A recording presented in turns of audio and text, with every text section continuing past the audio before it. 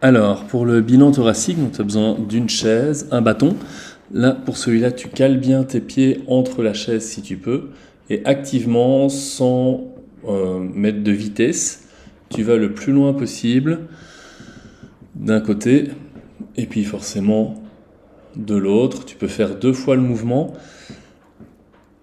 et note bien à chaque fois les ressentis que tu as dans WhatsApp. Là, ensuite, on va faire les inclinaisons.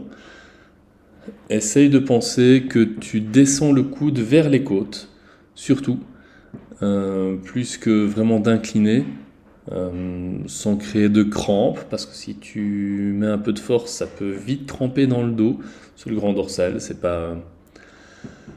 pas grave, mais ça peut être inconfortable. Et donc, oui, tu me notes à chaque fois tes sensations.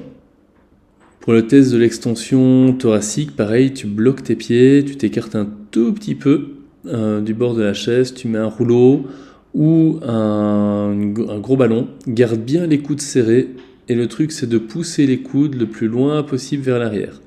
Bon, forcément ça va tirer un peu dans la colonne lombaire, mets bien tes mains avec les doigts entrelacés derrière tes cervicales, comme ça les cervicales ne bougent pas du tout.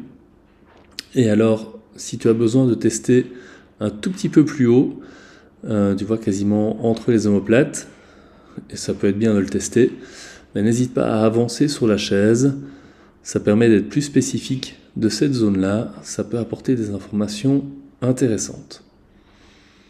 Et pour terminer, on vérifie la flexion thoracique. Donc là, le but c'est sans te faire de crampes au niveau des abdos, et sans pousser avec tes mains forcément sur les cervicales, c'est d'essayer d'avoir l'intention en fait d'emmener tes coudes dans le ventre.